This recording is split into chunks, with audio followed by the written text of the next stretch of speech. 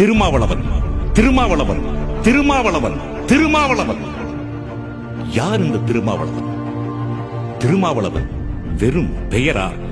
இல்லை, கோடிக்கணக்கான தொண்டர்களின் போர் முழக்கம் இந்த திருமாவளவன். தொல் திருமாவளவன் தலித் சமூக விடுதலையோடும் தமிழ் இன உரிமையோடும் சமூக சமத்துவத்தோடும் தனது முழு வாழ்நாளையும் சமூக நீதிக்காக அர்ப்பணித்த பெயர்தான் இந்த திருமாவளவன்.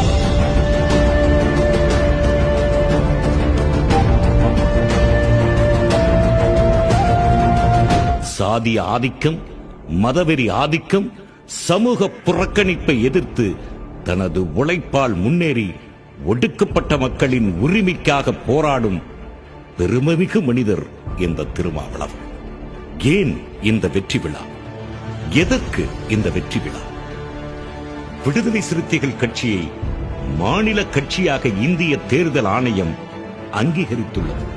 பானை சின்னத்தை விசிகாவுக்கான நிரந்தர சின்னமாக ஒதுக்கீடு செய்துள்ளது. இது மகத்தான சாதனையாகும்.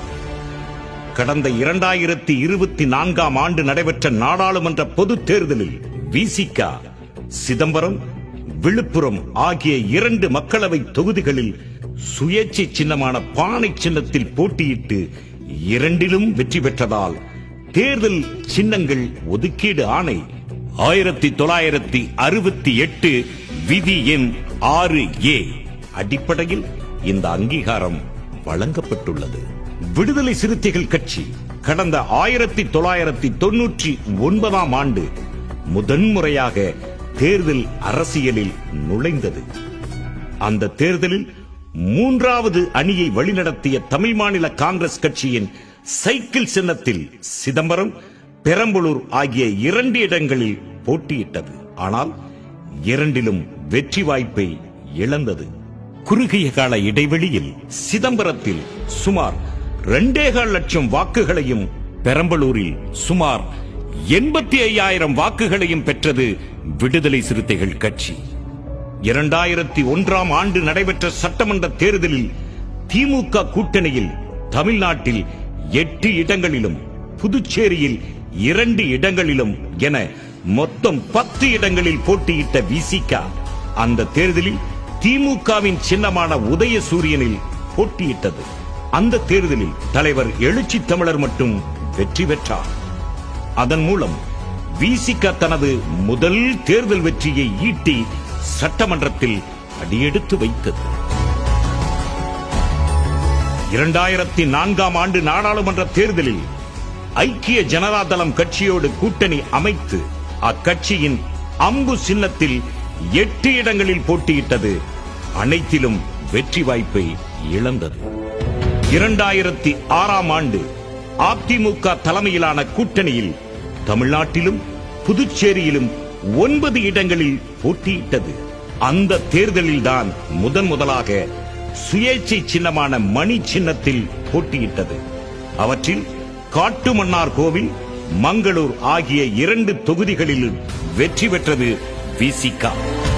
2009ஆம் ஆண்டு நாடாளுமன்ற தேர்தலில் திமுக கூட்டணியில் சிதம்பரம், விழுப்புரம் தொகுதிகளில் சுயேட்சை சின்னமான நட்சத்திரம் சின்னத்தில் போட்டியிட்டது.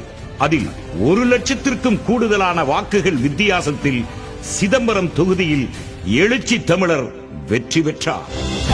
அதன் மூலம் விசிகா நாடாளுமன்றத்தில் தனது கணக்கை துவங்கியது. 2011ஆம் ஆண்டு சட்டமன்ற தேர்தலில் திமுக கூட்டணியில் சுயேட்சை சின்னமான இரட்டை மெழுகுவர்த்தி சின்னத்தில் 10 இடங்களில் போட்டியிட்டது. 2014ஆம் ஆண்டு நடைபெற்ற பாராளுமன்ற தேர்தலில் திமுக கூட்டணியில் சுயேட்சை சின்னமான மோதிரம் சின்னத்தில் சிதம்பரம், திருவள்ளூர் தொகுதிகளில் போட்டியிட்டது.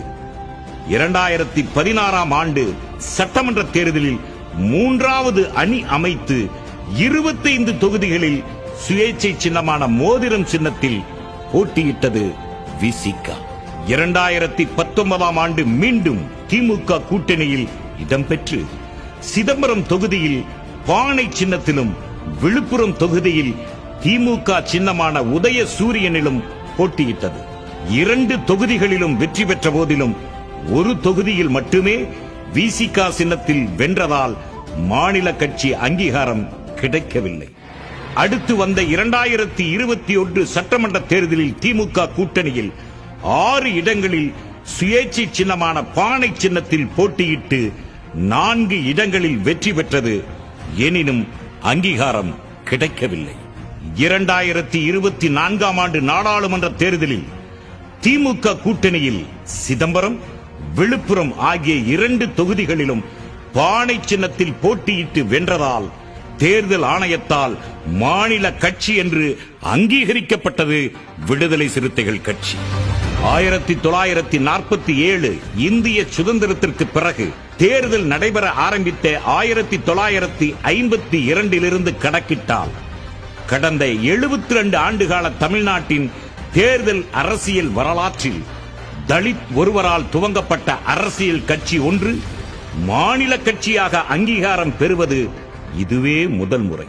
தேர்தல் அரசியல் களத்தில் 25 ஆண்டு காலமாக நடத்திய இடையறாத போராட்டத்தால் இந்த சாதனையை தலைவர் எழுச்சி தமிழர் அவர்கள் நிகழ்த்தியுள்ளார். அவரது அளப்பரிய தியாகத்தையும் ஒப்பிட முடியாத சாதனையையும் பாராட்டி இந்த வெற்றி விழா ஒருங்கிணைக்கப்பட்டுள்ளது. கொள்கை வெல்ல களமாடுவோம், கோட்டையில் ஒரு நாள் கொடியேற்றுவோம். தத்துவார்த்த பாதையில் அழைத்துச் செல்லும் எங்கள் தலைமையோடு வாழ்நாள் முழுவதும் களமாடுவோம். சமூக விடுதலையை வென்றெடுப்போம். ஜெய் பீம்.